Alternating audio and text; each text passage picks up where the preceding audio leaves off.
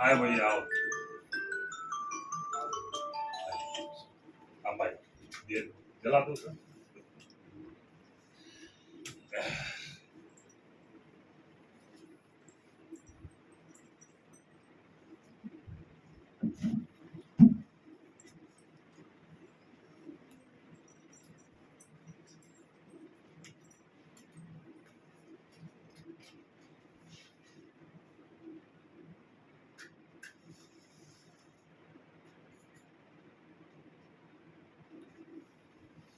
जल्दी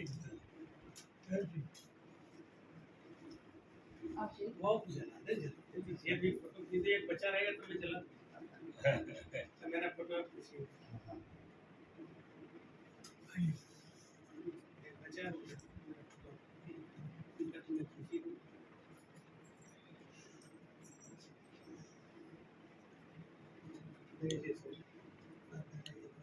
देना मेरे भी जला देते हैं।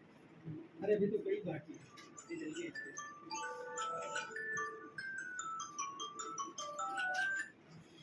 हेलो हेलो, हाँ त्रिपाठी जी आइए आइए आइए। हेलो हेलो हेलो बहुत है सर। हेलो, अब मैं सेवा दूंगा। हाँ त्रिपाठी जी बताइए। हेलो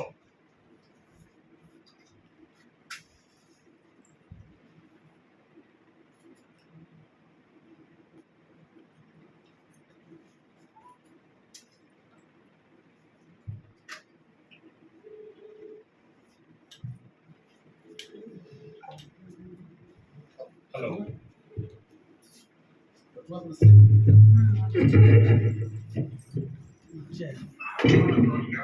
हाँ नमस्कार, इंतजार कर रहे हैं।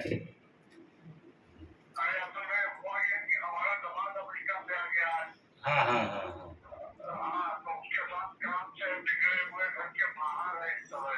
अच्छा कोई बात नहीं, कोई बात नहीं, कोई बात ठीक है, ठीक कोई बात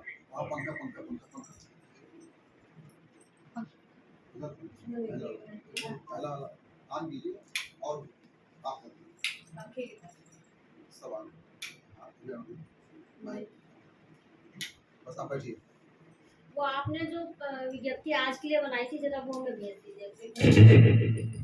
कृपया अपना मोबाइल सेल करिए जो बात कर। सुना नहीं क्या मैडम कह रही है? जो विज्ञप्ति आज के लिए आपने बनाई थी ना, जो कल भेजी थी, आज के लिए जो आज जो भेजनी है, आज अभी कुछ बनाया नहीं है। वो हमने वो भेजा था पहले वाला भेजिए।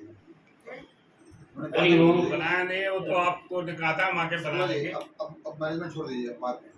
मोबाइल सेल कर दो, मोबाइल सेल करिए। हरिओम हरिओम हरिओम। आइए आइए मंगलम भगवान विष्णु मंगलम गरुड़ध्वज आइए विशेष जी आइए। अम्बिका जी मंगलाय तनु हरि। मोबाइल सेल करिए। आज की पुराण क्रिया में आप सबकी उपस्थित के साथ गुरुवर को याद करते हुए श्री राम रग रग में, देश देश के कण कण में, चर अचर में ये राम मैं सब जग जानी की गुप्त को चर्चार्थ करते हुए हम प्रारंभ करते हैं श्री राम स्तवन। और श्री राम स्तवन के लिए ये प्यारे प्यारे बच्चे हमारे बीच में हैं। हम चाहेंगे कि मैडम के निर्देशन में श्री राम वंदना प्रारंभ करें।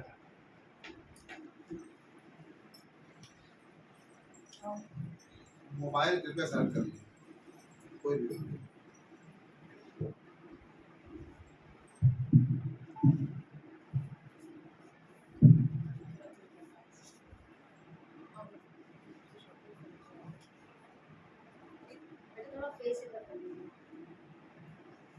और इधर हो जाओ बराबर हो जाओ बेटा। जी दिख रहे हैं। हाँ बस वो सबका चेहरा आगे बच्चे वो पीछे रह गई।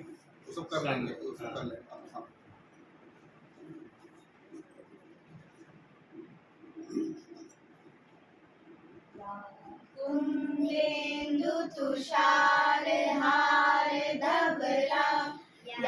शुभ्रवस्त्रावृता या वीरावरदण्डमण्डितकरा या श्वेतपद्मासना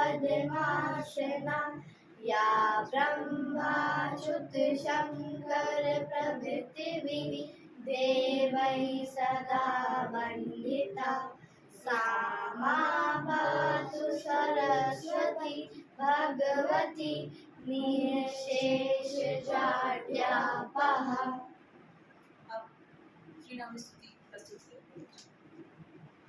श्री रामचंद्र कृपाल भज मन हरण भव भय दारुणम् नव कंज लोचन कंज मुख कर कंज पद कंजारुणम् कंदर्प अगणित अमित छवि नव नील नीरद सुंदरम पटपीत मानव गरित रुचि सुचि नौमि जनक सुतावरम भजु दीन बंधु दिनेश दानव दैत्य वंश निकंदनम रघुनंद आनंद कंद कौशल चंद्र दशरथ नंदनम सिर मुकुट कुंडल तिलक चारु उदारु अंग विभूषणम आजान भुज सर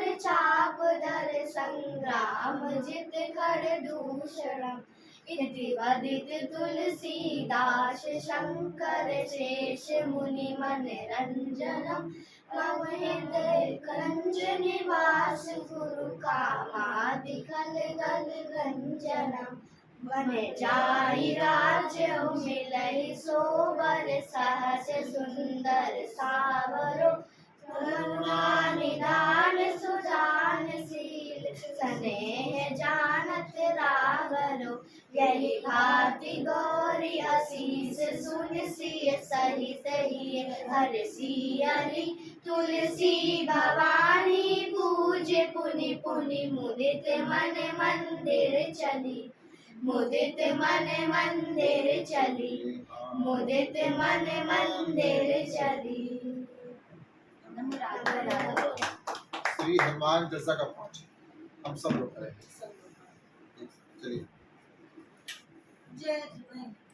श्री गुरु चरण सरोज रज निज मन मुकुर सुधार वरनउ रघुवर विमल जसु जो दायक फल चार बुद्धिहीन तनु जानिके सुमिरो पवन कुमार बल बुद्धि विद्या देहु हर क्लेश विकार। जय हनुमान ज्ञान गुण सागर जय कपीस तिहु लोक उजागर रामदूत अतुलित बल धामा अंजनी पुत्र पवन सुत नामा महावीर विक्रम बजरंगी कुमति निवार सुमति के संगी कंचन वरन विराज सुबेसा कानन कुंडल कुंचित केसा हाथ वज्र और ध्वजा विराजे कांधे मूंज जनेऊ साजे शंकर सुमन केसरी नंदन तेज प्रताप महाजगवंदन विद्यावान गुणी अति चातुर राम काज करिबे को आतुर प्रभु चरित्र सुनबे को रसिया राम लखन सीता मन बसिया सूक्ष्म रूप धरि सियहि दिखावा विकट रूप धरि लंक जलावा भीम रूप धरि असुर संहारे रामचंद्र जी काज सवारे लाए सजीवन लखन जियाए श्री रघुबीर हरषि उर लाए, रघुपति कीन्ही बहुत बड़ाई, तुम प्रिय भरतहि सम भाई, सहस भजन तुमरो जस गावे, हस कहि श्रीपति कंठ लगावे, सनकादिक ब्रह्मांड मुनीसा, नारद सारद सहित अहीसा, जम कुबेर दिगपाल जहाँ से, कहियो हित कहि सके कहाँ से, तुम उपकार सुग्रीव ही कीना, राम मिलाए राजपद दीना, तुमरो मंत्र विभीषण माना, लंकेश्वर भय सब जग जाना, युग सहस्र योजन पर भानु, लील्यों ताहि मधुर फल जानू, प्रभु मुद्रिका में मुख माहि, जल्दी लारि गए अचरज नाहि, दुर्गम काज जगत के जेते, सुगम अनुग्रह तुम्हरे तेते, राम दुआरे तुम रखवारे, होत न आज्ञा बिनु पैसारे, सब सुख लहे तुम्हारी शरणा, तुम रक्षक काहू को डरना, आपन तेज समारो आपे, तीनों लोग हाकते कापे, भूत पिशाच निकट नहीं आवे, महावीर जब नाम सुनावे, नासे रोग हरे सब पीरा, जपत निरंतर हनुमत वीरा, संकट ते हनुमान छुड़ावे, मन क्रम वचन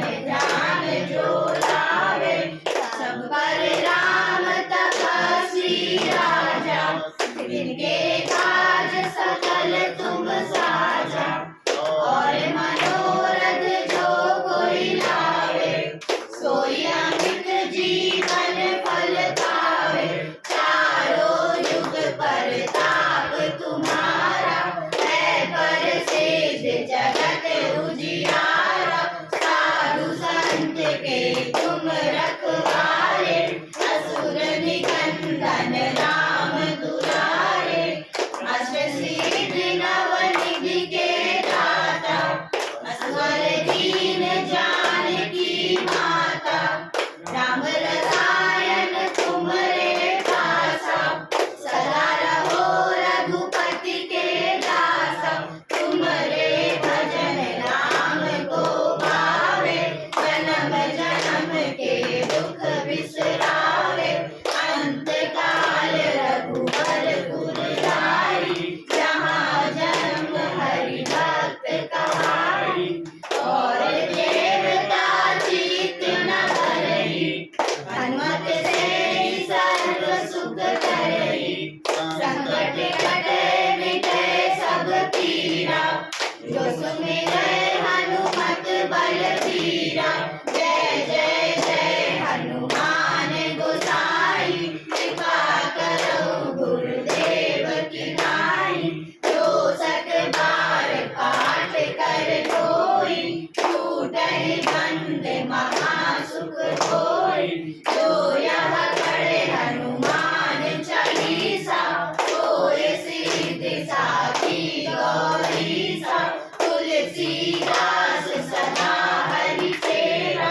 की जय नाथ हृदय महाडेरा, की जय नाथ हृदय महाडेरा, की जय नाथ हृदय महाडेरा, पवन तनय संकट हरण, मंगल मूर्ति रूप, राम लखन सीता सहित हृदय बसहु सुरभूप। सियावर रामचंद्र की जय, पवन सुत हनुमान की जय, उमापति महादेव की जय।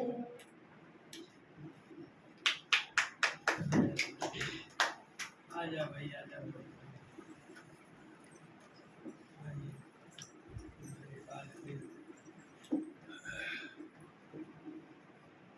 अज्ञान तिमिरान्धस्य ज्ञानाञ्जन शलाकया चक्षुरुन्मीलितं येन तस्मै श्री गुरुवे नमः। तस्मै श्री गुरुवे नमः। अवध फाउंडेशन के तत्वावधान में अभी बच्चों ने श्री राम स्तुति के साथ ही हनुमान चालीसा का पाठ किया। हनुमान जी की शक्तियों के बारे में सबको बहुत अच्छी से पता है कि अस्त्र सिद्धि नवनीत के दाता का वरदान उनको कहाँ से मिला, जगत माँ सीता। तो इसके उपरांत हनुमान जी की शक्तियों के बारे में अलग से बताने की आवश्यकता इसलिए नहीं कि सब लोग मानते हैं कि आज भी जीवंत देवताओं में कोई है तो वो महावीर हनुमान जी, जिनके बारे में केवल 4 पंक्तियों में मैं निवेदन करूं कि लघुता दिखाई में जो मसक समान है, प्रभुता प्रसारवे में जो परे प्रमाण है, और फिर भी प्रभुता प्रसारवे में जो परे प्रमाण है, फिर भी प्रकाम में राम रूप सहज सवेते इस वर्ण अहंकार का नामो निशान है। इस वर्ण अहंकार का नामो निशान है। ऐसी महाशक्ति का स्तवन करते हुए बच्चों ने आज के वातावरण को बहुत सजीव कर दिया। उन सबको अन्य मनों को अकेले बोल रहे थे तो स्वर में कंपन था, संकोच था, लेकिन जब समूह में बोलते हैं तो पूरी शक्ति और विवेक के साथ बोलते हैं और इनकी वाणी में बहुत कुछ है, बहुत कुछ भविष्य की निधि है। तो इन बच्चों को बहुत बहुत आशीर्वाद अवध फाउंडेशन की तरफ से। और अब मैं इस अवध फाउंडेशन के अध्यक्ष समाजित सुप्री जी को सादर आमंत्रित करूं इन 4 पंक्तियों के साथ में कि नेह दशरथ सहज विश्वासी, नेह दशरथ सहज विश्वासी, पर ये दुनिया है मंथरा राशि, फिर भी ऐश्वर्य की अयोध्या में जिनका मन भरत का है सन्यासी। ऐसे भरत भाव को जीने वाले समाजित सुप्रिय हैं और स्वागत भाषण के अपने उद्बोधन को लक्षित करें। आदरणीय सुप्रिय।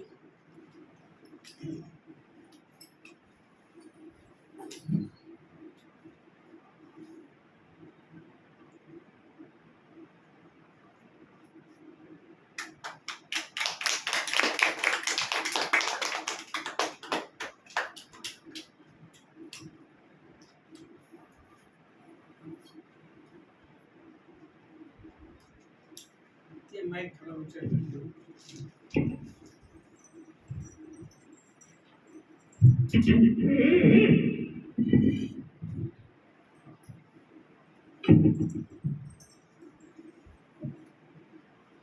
आदरणीय लक्ष्मण पीठ के न्यास के महाराज श्री वीरेंद्र वशिष्ठ जी,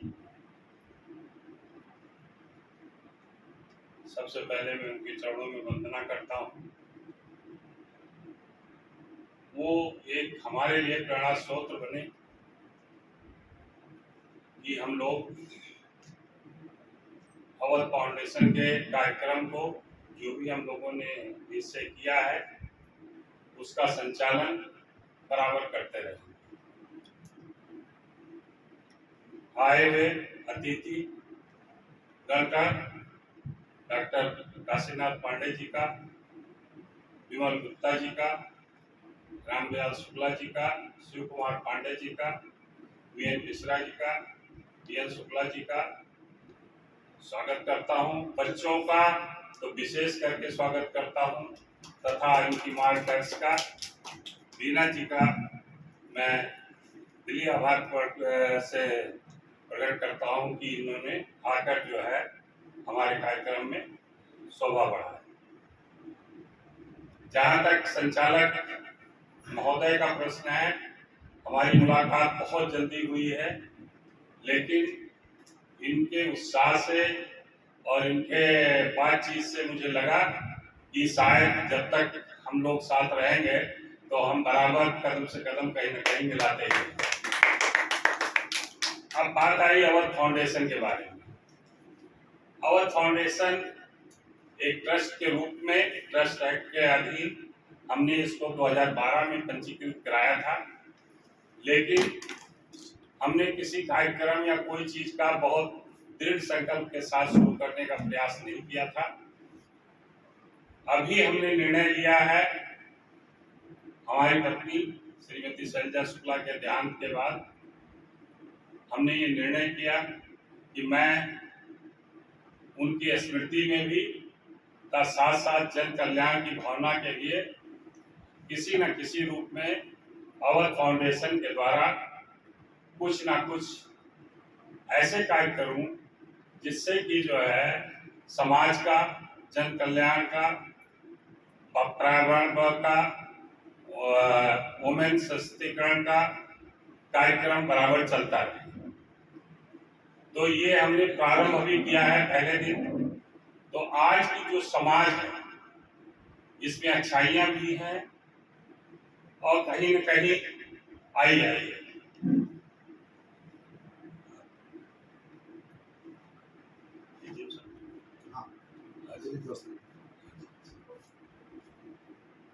आपका भी बहुत बहुत स्वागत करता हूँ कि आप सब बहुत समय निकाल के आए हैं। आप स्टेट बैंक में एटीएम में हैं, अभी आए पहुंचे हैं। तो अभी हमने प्रारंभिक इस काफी विचार विमर्श करने के बाद में हमने निर्णय लिया कि आज की जो पारिवारिक स्थिति है और समाज की स्थिति है, दोनों का समन्वय किस हद तक सार्थक है और किस हद तक निरर्थक है। देखिए, ये जो सामाजिक वातावरण है ये आज का नहीं है, या परिवार के बारे में कहें कि आज का है तो ये भी उचित नहीं है। सतयुग से लेके आज कलयुग तक परिवार और समाज दोनों का संगम होता रहा। किस काल में किस रूप में हुआ है वो एक सोचने का विषय जरूर है, और उसी को देखते हुए आज के कलयुग में कितना परिवर्तन हुआ है। लोग कहते हैं समय परिवर्तनशील होता है, तो समय के साथ साथ ये परिवर्तित होता जा रहा है। सतयुग में राम जी का युग था। राम जी के समय में भाइयों का कितना प्रेम था या कितना प्रेम कैसे था, मां के विरोध के बावजूद भी भरत जी ने जो है गद्दी पे अपने आप को नहीं बिठाया, और राम जी ने 14 वर्ष की तपस्या अपने पिता की आज्ञा का पालन करके पूरा निभाया, और उसी दौरान उन्होंने विभिन्न घटनाओं को प्रदर्शित करते हुए कई प्रकार की शिक्षा हम लोगों को दी, जो कि हम लोग कितना सीख पाते हैं, कितना सीखे हैं, कितना सीखेंगे, वो हर व्यक्तिगत व्यक्तित्व पर निर्भर करता है। इसी तरह से द्वापर में आ जाओ, महाभारत का युद्ध आप देख लीजिए, वहां पे भी सिर्फ जरा सा विरोधाभास की वजह से 4 गांव के पीछे जो है कितना बड़ा वो वहां प्रदर्शित ही नहीं पाया परिवार क्या है। परिवार की भाषा ही वहां पे नहीं समझ में आई दोनों पक्षों को। एक पक्ष समझना चाहता था, दूसरा समझना ही नहीं चाहता था, तो अंतोगत्ता हम लोग उस चीज पे आकर कहीं ना कहीं महाभारत का जो रूप है वो दिखाई। आज कलयुग में मैं बहुत ज्यादा समय नहीं लूंगा कि सबको बोलना है। कलयुग में परिवार है, समाज है। आज परिवार में ये नहीं कहा जा सकता कि सभी परिवार के अंदर संस्कार नहीं है, वातावरण नहीं है, लेकिन अधिकांश परिवारों में ये देखा जा रहा है कि आपसी कला, आपसी विरोधाभास बहुत ही ज्यादा उज्जवलित हो रहा है। तो उन्हीं सब पे विचार करने के लिए हम लोग यहाँ पे इकट्ठा हुए हैं कि वास्तविकता क्या है और हम लोगों को किस तरह से उस पर आगे प्रकाश डालना चाहिए, कैसे हमें इसमें सुधार लाने का प्रयास करना चाहिए। तो उसी पे आज ये सभा का आयोजन किया गया है। मैं अवध फाउंडेशन के अध्यक्ष के नाते इतना जरूर आप लोगों को आश्वासित करता हूँ, सभी को आश्वस्त करना चाहता हूँ कि हमारा प्रयास रहेगा कि इस तरह की कार्यक्रम हम बराबर चलाते रहें, जिससे जो भी हम लोग समाज के हित में, परिवार के हित में कदम उठा सकें। अगर इस पे हम व्याख्यान में जाएंगे तो बहुत लंबा हो जाएगा। अगर हम एक एक पहलू को अगर अध्ययन करेंगे तो ये कई तरह के पहलू हैं। परिवार भी की कई परिभाषा है। परिवार की अगर मोटे तौर पर देख लो तो व्यक्तिगत परिभाषा अलग है, राजनीतिक परिभाषा अलग है, एकल परिभाषा अलग है, संयुक्त परिवार की परिभाषा अलग है। तो उन सबकी गहराइयों में जाया जाएगा तो काफी विस्तृत हो जाएगा। तो मैं ज्यादा ना बोलते हुए अपनी वाणी को यहाँ विश्राम देता हूँ और आप लोगों से यही अपेक्षा करता हूँ कि समय समय पे आप अवध फाउंडेशन के साथ रहेंगे और अवध फाउंडेशन के विचारों को आगे बढ़ाएंगे। धन्यवाद।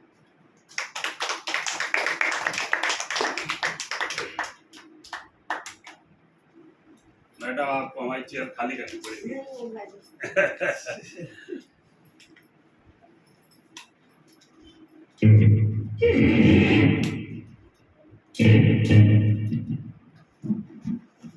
अभी आप सुन रहे थे संबोधन समाजिक अध्यक्ष शुक्ल जी का, जिन्होंने काल क्रमानुसार ये संकेत किया कि सतयुग, द्वापर, त्रेता और अब कलयुग, इन चारों कालखंडों में आसुरी शक्तियों का और मानवीय शक्तियों का मेल अलग अलग तरह से रहा है। अगर सतयुग में देव शक्तियां ब्रह्मांड में ऊपर रहती थी, माना जाता था स्वर्ग ऊपर है, तो आसुरी शक्तियां पाताल लोक में रहा करती और उनमें कभी बंद होता भी था तो कालांतर में होता था, लेकिन आज कलयुग की तरह नहीं। द्वापर में कुछ और परिवर्तन हुआ। त्रेता की विशेषताएं आपको शुक्ल जी ने संकेत किया। निवेदन ये है कि आज वर्तमान हमारा जो है उसी पर भविष्य निर्भर है। हम वर्तमान को जितना जीवन में सुधार लेंगे, भविष्य उतनी ही उज्ज्वलता के साथ हमें समेकित मिल सकेगा। अतीत हमारा बहुत सुंदर रहा है। हमारे 4 वेद, 18 पुराण इस बात की ज्वलंत उदाहरण है कि हम विश्व गुरु ऐसे नहीं हो गए। चाणक्य का यहाँ होना, विवेकानंद का यहाँ होना, ये सब नैसर्गिक उखाड़ के रूप में देश को मिला और कालांतर में देश की पहचान ऐसे ही लोगों से बनी। गांधी के बारे में बातें चाहे जितनी की जाए, लेकिन गांधी के चरण चिन्हों पर चलने वाले उंगलियों पर आप गिने जा सकते हैं। गांधीवाद सत्य और अहिंसा के सहारे देश को आजाद कराना एक साधारण कार्य नहीं है। सज्जनों, मित्रों, ये घोर प्रयास के द्वारा ही संभव है, लेकिन हमारे क्रांतिकारियों के त्याग और बलिदान को भुलाया नहीं जा सकता। 75 साल की आजादी के बाद हम कहां से कहां तक पहुंचे हैं, देश आगे बढ़ा है और इन्हीं आकांक्षाओं के साथ मैं अगले वक्ता को बुलाऊं और इस बात के लिए कि आज परिवार और समाज दोनों के सामंजस्य में ऐसी कौन सी बातें आ गई हैं जो कहीं न कहीं व्यतिक्रम डाल रही हैं, बाधाएं डाल रही, परंपराएं टूट रही हैं। शादी जैसी संस्था 7 जन्मों के फेरों के लिए होती थी, आज शादियां कम हो रही हैं। अदालतों में विच्छेद के बाद बहुत सारे पड़े और उन पर विचार भी इसलिए नहीं हो पाता है कि जब बात बहुत होते हैं तो उनका निर्णय इतनी जल्दी कैसे हो जाए। तो आज हमें ये देखना है कि परिवार और समाज ये क्या बदलाव आया है, कैसे उसको सामंजस्य के रूप में बांधा जा सकता है और सामंजस्य के अभाव में हम कहां से कहां जा सकते हैं। इसी भावभूमि को ध्यान में रखते हुए मैं बड़ी श्रद्धा से बड़े आदर पूर्वक आमंत्रित करूं डॉक्टर काशीनाथ पांडे जी को आप लखनऊ में प्रवास कर रहे हैं, यही गांधीपुरम में, लेकिन बहुत उच्च पद पर रहने के बाद भी अपनी जड़ों से जुड़े रहने की आपकी विशेषता है कि आप न अपनी संस्कृति को भूले हैं और न अपने परिवेश को। उसे जीवंत रखने के लिए मैं उसे निवेदन करूंगा कि IOFS में प्रिंसिपल डायरेक्टर के पद पर, इतने बड़े पद पर रहकर भी वो आज क्या महसूस करते हैं, परिवार और समाज को सामंजस्यपूर्ण ढंग से बनाए रखने के लिए। आदरणीय पांडे।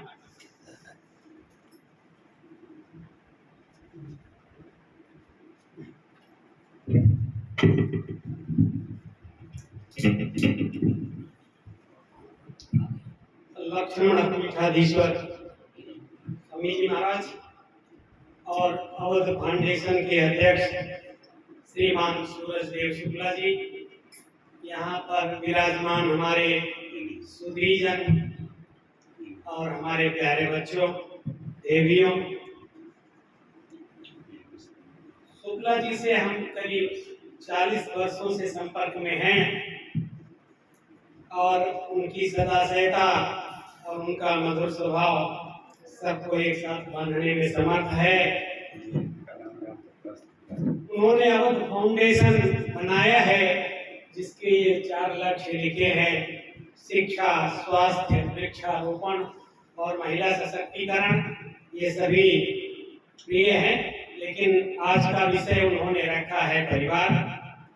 तो यहाँ पर चूंकि बच्चे भी हैं, महिलाएं भी हैं, विद्वत वर्ग भी है और सभी जी भी हैं, तो बातें ऐसी हों जो सबके काम की हो, सबके लिए अच्छी हो।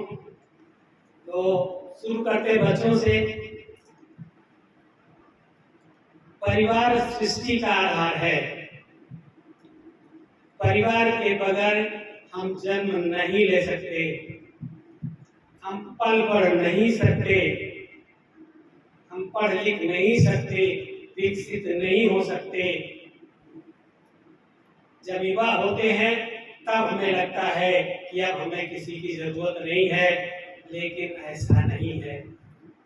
परिवार वो चीज है, जब आप अच्छे हैं, सफल हैं, दुनिया आपके पीछे घूमती है। जब आप कोई गलत काम कर देते हैं, परेशानी में आते हैं, बीमार हो जाते हैं, तो परिवार आपके साथ आता है। आपको हर समय भरोसा है, मैं कुछ भी करूं, कैसा भी हूं, अंधा भी हूं, तो भी परिवार मेरे साथ खड़ा हो। तो परिवार इतनी महान चीज है जिसको हमको दिल में संजोना चाहिए। आप सुधीजनों के लिए हमारे पूर्वजों ने, हमारे ऋषियों ने इस सृष्टि को देखा, समझा। ये पूरी सृष्टि एक परिवार के रूप में काम कर रही है, एक दूसरे का उपकार कर रही है। अगर ये बारिश जो आई है नहीं आती, सूरज देव समुद्र से पानी नहीं खींचते, मेघ पानी नहीं बरसाते, तो ये फसल नहीं होती, हम क्या खाते, कैसे रहते। जैसे परिवार हमें पालता है, ये समस्त सृष्टि हमें पालती है। और शायद यही देख करके ऋषियों के मन में आया होगा कि हमारा एक ही ब्रह्म है जो सबका कारण है, और वो समस्त सृष्टि में नाम रूप के रूप में व्याप्त है, वही प्रकट हो गया। इस प्रकार हम सभी लोग एक दूसरे से जुड़े हुए हैं, और यही कारण शायद है कि ये भारत भूमि है जहाँ वसुधैव कुटुंबकम का विचार आया है कि पूरी सृष्टि ही हमारा परिवार है। हमारे देश में 2 इतिहास ग्रंथ हैं प्रमुख क्या 2 इतिहास ग्रंथ माने जाते हैं।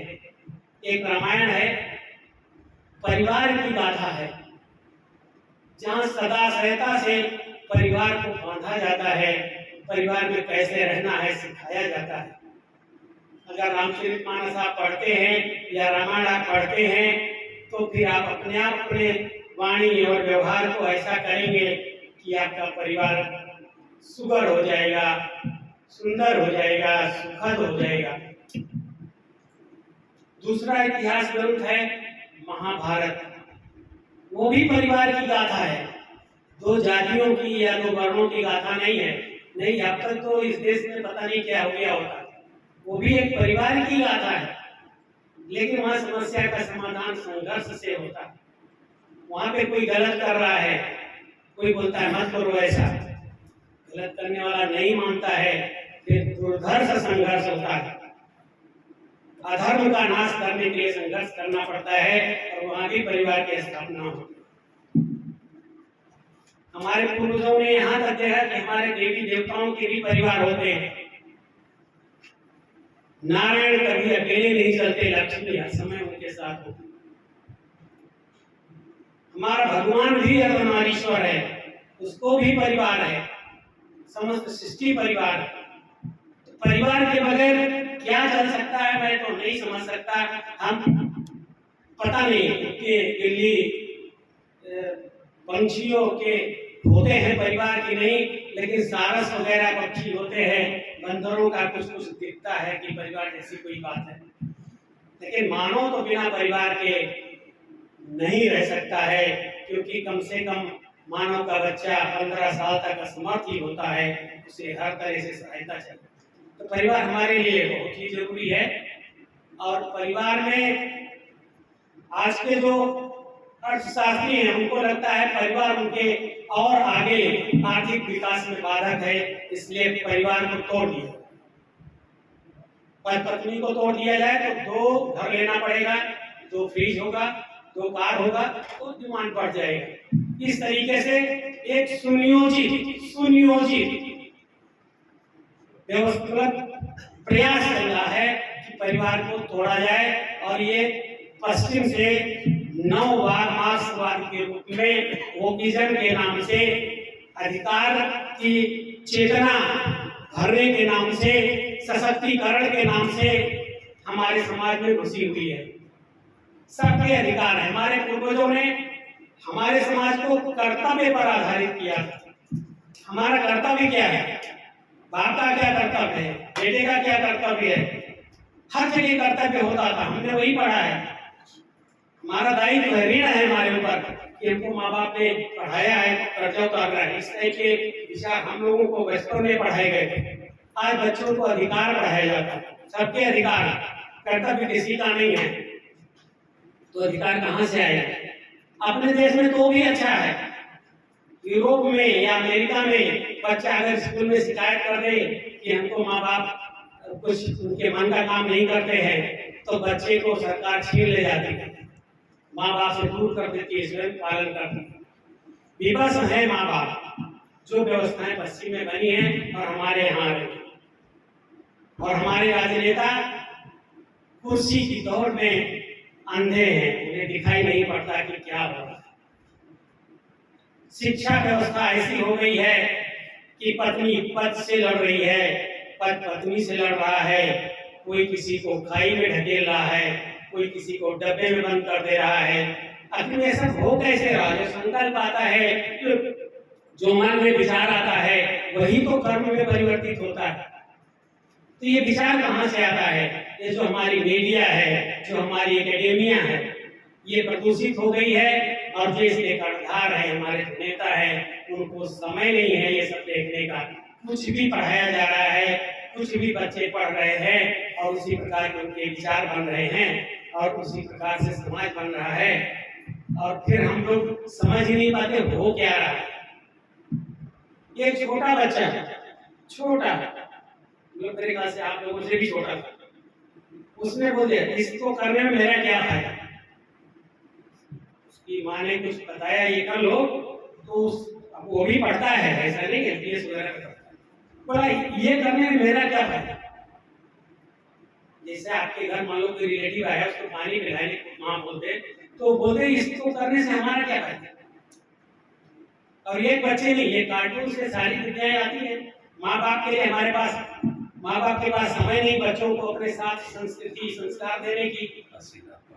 कार्टून से वो बेचारे सीखते हैं, और जो बच्चा हमारे घर का सीखता हुई, आपके घर का सीखता हुई, अमेरिका का सीखता हुई, यूरोप का सीखता हुई। अभी संस्कृतियां ऐसी नहीं है कि भारत की अलग है, यूरोप की अलग है, अमेरिका की अलग है, क्योंकि संस्कृति तो कार्टून के थ्रू प्रवाहित होती है।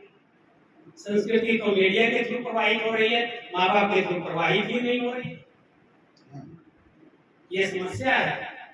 फिर भी मैं यही चाहता हूँ और कहता हूँ कि परिवार के बिना हम रह नहीं सकते, सुख से जी नहीं सकते हैं, इसलिए परिवार जरूरी है।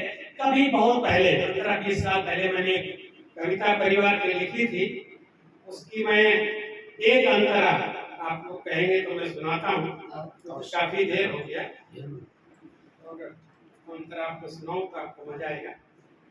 अवश्य। हमको याद नहीं, लेकिन करीब 20 साल तो हुई थी। लगता है परिवार सिमट रहा है, आदमी अपने में लिपट रहा है, हर वक्त जीने के लिए निपट रहा है, रिश्ते निभाने में ठिठक रहा है, रूखे अकेलेपन में सिसक रहा है, अपनी दुनिया में दुबक रहा है, दिखने दिखाने में चहक रहा है, कहीं अंतरतम में भभक रहा है। चाहिए ऐसे में सहज संभार, परिवार की महिमा अपार। परिवार की महिमा अपार, ये कविता हमने कभी लिखी थी, डेट नहीं डाला, साइन तो किया था, पन्ना मिल गया मुझे। साहब ने बोला तो पन्ना मिला तो मैं सोचा ये 8 अंतरे का है, 1 अंतरा यहाँ सुना थी। लेकिन मेरा अपना व्यक्तिगत विचार यही है कि जो हम बच्चों को शिक्षा देते हैं, जो हमारे देश की शिक्षा व्यवस्था है, उस पे क्या बोले, जो समझदार लोग हैं, जो मनीषी हैं, जो ऋषि हैं, जो गुरुगण हैं, उनका कुरिकुलम पे नियंत्रण होना चाहिए, ना कि वामपंथी विद्वानों का, जो परिवार हर चीज जो इस से उसको तोड़ना चाहते हैं, और उन लोगों का कब्जा है सारे तंत्र पे, और वो कुरिकुलम बनाते हैं, कुछ भी पढ़ाते हैं और बच्चों को सशक्त बनाते हैं, उनके अधिकार बताते हैं। सबके अधिकार ही हैं, कर्तव्य नहीं है, और ये सबसे बड़ा कारण है। और इसका निवारण क्या होगा, मैं स्वामी जी के सामने तो बोल रहा हूँ, उनकी बहस होगी, बोलेंगे कहीं, और क्या होगा मैं नहीं जानता, पर मेरी समझ से जब तक बच्चों की शिक्षा में सुधार नहीं होगा, जो हमारे कार्टून, जो हमारी मीडिया आ रही है, उसमें सुधार नहीं होगा, तब तक हम यूं ही चिल्लाते रहेंगे, बिलबिलाते रहेंगे, कुछ होगा नहीं, कुछ होगा नहीं। इन्हीं शब्दों के साथ मेरी कामना है कि शुक्ला जी ने जो फाउंडेशन का ये वृक्ष लगाया है, ये अभी बीज डाला है इन्होंने, ये क्या करेंगे, पहले 2 कली निकलेगी, थोड़ा बड़ा होगा, फिर पल्लवित होगा, फिर शाखें निकलेंगी, फिर फूल खिलेंगे, फिर फल लगेंगे, और फल खाने के लिए पेड़ कभी अपना फल नहीं खाता है, फल खाने के लिए सारा संसार होगा। इसी कामना के साथ धन्यवाद।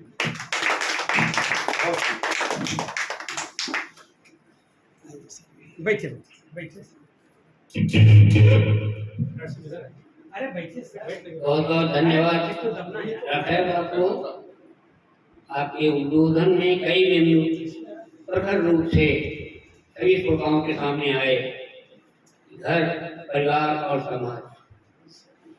आज के सोच की स्थिति ये हो गई है, ये जानते हुए कि ये जीवन कर्म क्षेत्र है, जैसे व्यक्ति कार्य करता है उसी की प्रछाया उसके फल पर भी पड़ती, लेकिन अच्छे बुरे कार्य करने से पहले हमारा आत्मतत्व एक बार हमें सचेत करता है कि ऐसा करो, ऐसा ना करो, लेकिन हम उस पर अपने स्वार्थ पर अपनी आत्मा को दबाकर ऐसा कुछ करने के लिए प्रतिबद्ध हो जाते हैं जैसा नहीं करना चाहिए। जहाँ तक अधिकार और कर्तव्यों की बात आती है, आपको मूल अधिकार भी दिए गए हैं कि आप उन मूल अधिकारों की सुरक्षा के लिए कोर्ट तक जा सकते हैं, लेकिन एक सूत्र में बहुत साफ कहा गया था कि त्यजेत देहं परस्वार्थे, उनके स्वार्थ के लिए आपको अपना निजी स्वार्थ क्या करना है। त्यजेत देहं परस्वार्थे, परस्वार्थे ग्रामं त्यजेत, और ग्राम जन परस्वार्थे आत्मार्थे पृथ्वी त्यजेत।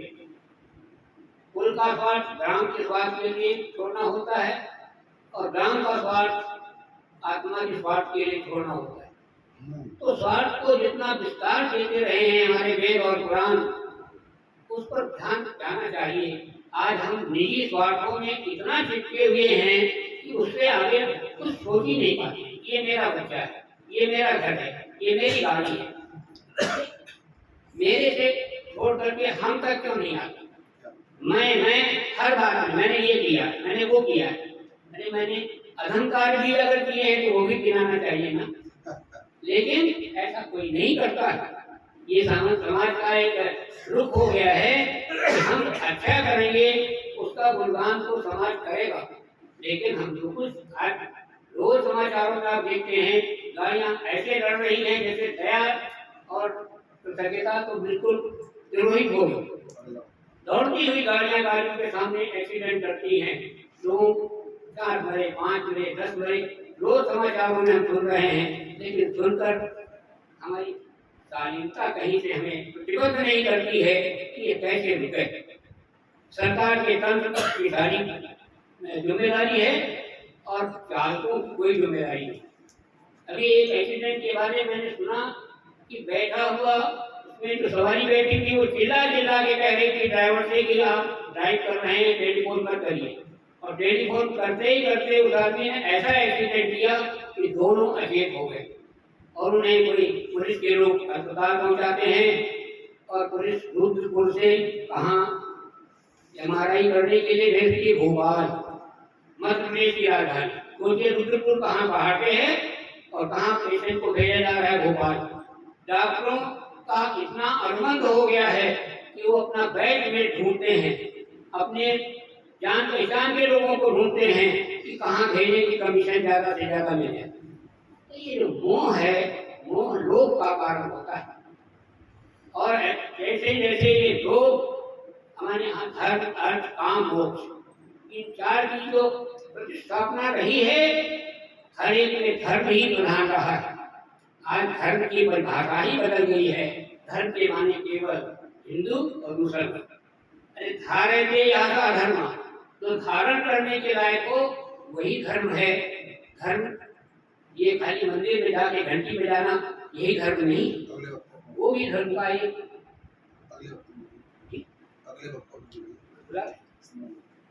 तो इस क्रम को और आगे बढ़ाते हुए इस बात का ध्यान रखते हुए कि बोलने में सभी लोग थोड़ा संक्षिप्तता का भी ध्यान रखें। और मैं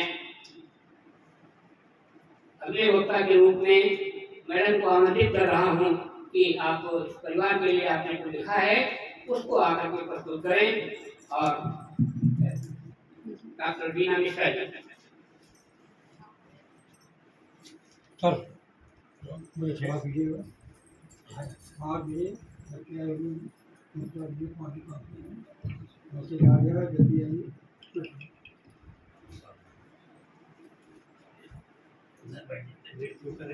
नमो राघवाय, नमो लक्ष्मणाय। आप सभी महानुभावों का मैं हृदय से प्रणाम करती हूँ और हार्दिक स्वागत अभिनंदन करती हूँ। आज का जो विषय है पारिवारिक और सामाजिक संबंधों का वर्तमान स्वरूप। तो आज के समय में पारिवारिक और सामाजिक संबंधों में तेजी से परिवर्तन आया है। आधुनिक जीवन शैली, व्यस्त दिनचर्या, तकनीकी विकास और भौतिकवाद के कारण रिश्तों की आत्मीयता पहले की तुलना में कम होती जा रही है। और इसी बदलते परिवेश के ऊपर मैंने स्वरचित एक कविता लिखी है और आज प्रस्तुत करना चाहती हूँ।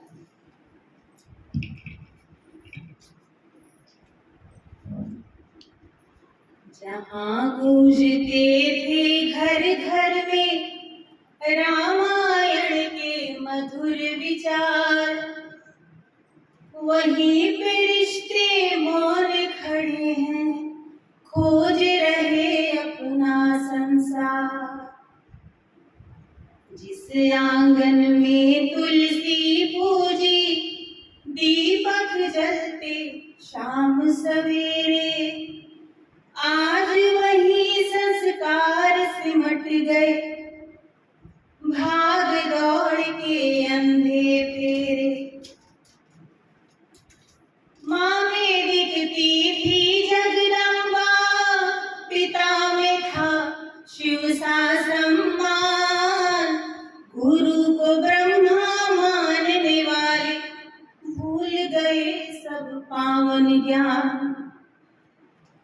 भाई भाई में भरत सा प्रेम था, लक्ष्मण जैसा त्याग महान।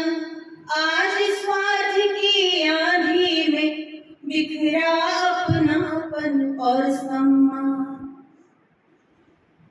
सीता जैसा धैर्य कहाँ, उर्मिल जैसा तप ही कहाँ, हनुमत जैसी सेवा भक्ति, सुग्रीव के जैसे मित्र कहाँ।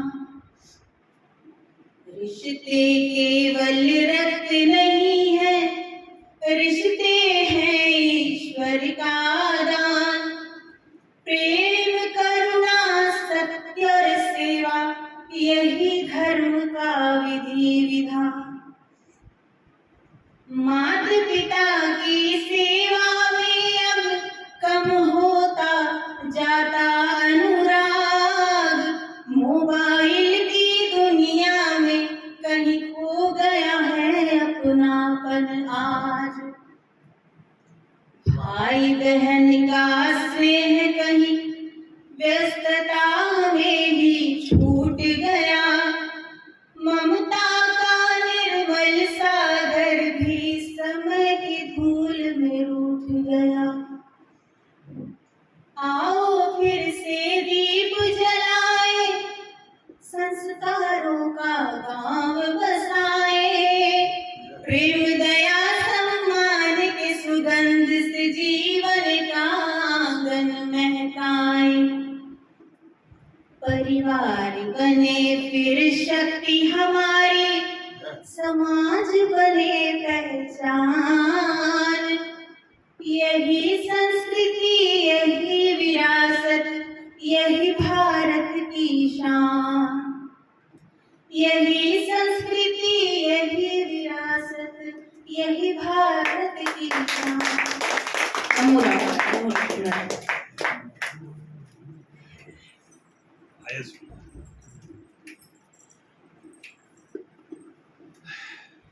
श्री डॉक्टर बीना मिश्र जी ने रामायण के पात्रों के माध्यम से तत्कालीन परिवार एकता और समृद्धि मेल मिलाप के संदर्भ आपके सामने प्रस्तुत किए। ये मान के चला जाए कि अगर ये चार स्थितियां जो एक दूसरे को जोड़ती हैं, जीवन को उस परम तक ले जाने के लिए बड़ी जिम्मेदार हैं। कि संतरण के लिए संचयन चाहिए, संचयन के लिए संवरण चाहिए, चाहिए संवरण के लिए गुरु शरण, और गुरु शरण के लिए सब शरण चाहिए। तो आज शुक्र जी के माध्यम से ये जो सब शरण का क्रम शुरू हुआ है, ये आगे चल करके बढ़ता रहेगा। और मैं इस क्रम में अब बुलाना चाहूँगा श्री धीरेन्द्र श्रीवास्तव जी को, ये आए और वो अपनी बात आप सबके सामने रखें। धीरेन्द्र श्रीवास्तव।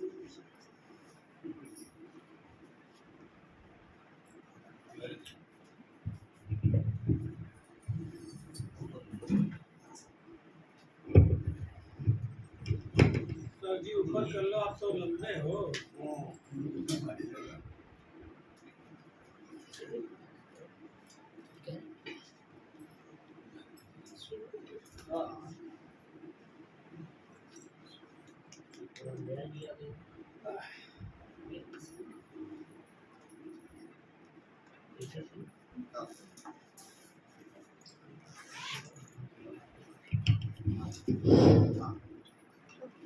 सभी सम्मानित लोग, महिलाएं, नौनिहाल बच्चे, जो इस देश का भविष्य है, आप लोगों ने भी हमारे तमाम विद्वान लोगों की बातें सुनी। परिवार की जो इकाई है वो एक आदमी, चाहे वो महिला हो चाहे, और समाज की इकाई है परिवार, देश की इकाई है समाज। इनमें से कोई भी अगर उचित ढंग से नहीं विकसित होगा, उसका अपना जो रोल है वो नहीं करेगा, तो पूरी चेन मिस कर देगा। इसलिए देश को बनाने के लिए जरूरी है कि हमारा समाज ठीक से चले, समाज तभी ठीक से चलेगा जब परिवार उसमें अच्छे हो, और परिवार तभी बनेगा जब अपने बच्चों को हम अच्छे संस्कार दें। बच्चों को अब इस भागती दौड़ती दुनिया में जहाँ इतनी प्रतिस्पर्धा है, अचानक आप ये कोई नहीं सोच सकता कि हम सब कुछ बदल देंगे। लेकिन जो हम कर सकते हैं, जो हमें करना चाहिए, वो ये है कि हम अपने बच्चों को स्वानुशासित बनाएं, उनकी सोच अच्छी करें, उनमें अच्छी भावनाएं लाएं, उनको उनके अंदर मानवता का भाव भरें, उनके अंदर श्रेष्ठ कर्तव्य पैदा करें, श्रेष्ठ सोच उनकी हो और पॉजिटिव सोच हो। स्वानुशासन का मतलब सिर्फ जागने सोने से नहीं है, स्वानुशासन में सब आता है।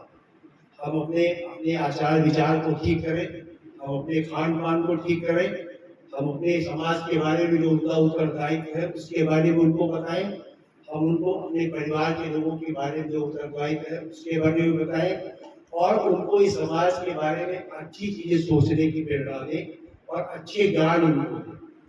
आज के समय में एक सबसे बड़ी दिक्कत हो गई है, हमारा जो पूर्व के हमारे ग्रंथ हैं उनमें बहुत अच्छी चीजें हैं, लेकिन हम उन्हें कोई नहीं पढ़ता। हम बातें बहुत कर लेते हैं, लेकिन बिना किसी आधार के, बिना किसी ज्ञान के। और इसीलिए ये दिक्कत है कि समाज हमारा जो हमारी अच्छी चीजें हैं उनको नहीं जानता। सबसे पहले हम खुद भी पढ़ें और अपने बच्चों को पढ़ने की प्रेरणा दें। बिना शिक्षा के कभी कोई चीज अच्छी नहीं हुई है। आप चाहे देख लीजिए, पुराणों में देख लीजिए, पुराने लोगों को देख लीजिए, जब वो शिक्षा के मार्ग पे चले, चाहे वो कालिदास जी रहे हो, चाहे वाल्मीकि जी रहे हो, चाहे जो भी प्रकार हमारे वो ऋषि मुनि रहे हो रहे हैं, जब तक वो शिक्षा के मार्ग पे नहीं रहे, ज्ञान नहीं अर्जित किया है, तब तक कोई समाज के लिए एक वो नहीं बन पाए, आइडियल नहीं बन पाए। इसलिए अपने बच्चों को या खुद को भी ये समझना चाहिए कि हम कुछ बोलने के पहले पढ़ें, जानें, समझें, तब हम अच्छी तरह से बात कर पाएंगे और तब हम किसी को अच्छी बात बता पाएंगे। तो ये हमारा मूल जो है, पहली प्राथमिकता होनी चाहिए और अपने बच्चों में ये संस्कार हमको लाने चाहिए। हम आज के समय में एक अजीब सा द्वंद्व छुड़ा हुआ है, धर्म, जात, अब एक नया उसमें आ गया है सनातन। पता नहीं लोगों को क्या पता है धर्म क्या है, सनातन क्या है। हम तो सिर्फ एक चीज जानते हैं, धर्म एक ही है, सनातन। इसके अलावा जो धर्म बनाए गए हैं वो सबकी अपनी अपनी जरूरतों के हिसाब से सबने बनाए गए। अगर आप सिर्फ सनातन धर्म को मानिए, जितने धर्म है सबका मूल सनातन है। अगर हम सिर्फ सनातन को माने और सनातन के जो मूल हैं अगर हम उनको समझने की कोशिश करें, तो जो समाज में दुनिया भर के विवाद फैले हुए हैं, आपस में कुरीतियां फैली हुई है, लड़ाई फैली हुई है, शायद ये बहुत कम हो जाए। उसके बाद भी लोगों ने अपने अपने लाभ के लिए धर्म बनाए, धर्म के अंदर जातियां बना दिया, जातियों में सब जातियां बना दिया, सबको इतना विभाजित करते चले गए कि अब कोई किसी के साथ तालमेल नहीं है किसी। अरे हम ब्राह्मण थे, क्षत्रिय थे, वैश्य थे, शूद्र थे, अब ब्राह्मण में भी आप ब्राह्मण में भी बांट दिया, क्षत्रिय में भी बांट दिया। ये सुनियोजित है, सबको बांट बांट के हम अलग करते चले जाए। जितना ही आप बांटते जाएंगे उतना ही लोगों में आपस में दुर्भावना बढ़ेगी, एकता नहीं आएगी, समरसता नहीं आएगी, एक दूसरे के लिए अच्छे भाव नहीं आएंगे। इसलिए अपने बच्चों को भी सिखाइए और खुद भी सोचिए कि हमको अगर मानना है तो सनातन धर्म मानना है। इस दुनिया में जितने लोग पैदा हुए हैं, परमेश्वर एक ही है ना, सबका पिता वही है, अलग अलग नहीं है। अपने अपने उसके लिए कोई कुछ नाम दे दे, लेकिन है एक ही, शक्ति एक ही है, आदि शक्ति एक ही है। अगर हम ये मानेंगे तो संभवतः हम कुछ चीजों को अच्छा कर पाएंगे। इसलिए हमें चाहिए कि हम इन चीजों को अपने बच्चों के अंदर अच्छे संस्कार, अच्छी सोच लाए। रह गया परिवार, एक हमारा परिवार है, हम हैं, भाई पत्नी, एक आध दो घर में और बच्चे। लेकिन ये परिवार की बहुत संकीर्ण परिभाषा। माफी चाहूंगा, मैं जो कह रहा हूँ मेरे अपने विचार है, आपको इसे किसी को इसमें भेद भी हो सकता है, तो अगर कोई डिफर करता है तो उसमें कोई बुराई बात नहीं है, हंड्रेड नहीं भेज दीजिएगा। अगर हम परिवार की परिभाषा को थोड़ा बड़ा करें, पहले हम समाज में होते थे, मोहल्ले भर के लोग हमारे परिवार होते थे, सबसे मिलना जुलना होता। आधा शहर हमारे फादर बीड़ी कॉलेज में थे, प्रोफेसर थे, हम देखते थे त्योहारों पे, होली दिवाली पे सब लोग सबके साथ मिलते थे। किसी को दिक्कत हो जाए पूरे लोग खड़े हो जाते थे। अब तो हमको लगता है कि हमारा परिवार सिर्फ 4 आदमी का है। आपने अपने को इतना क्यों छोटा कर दिया?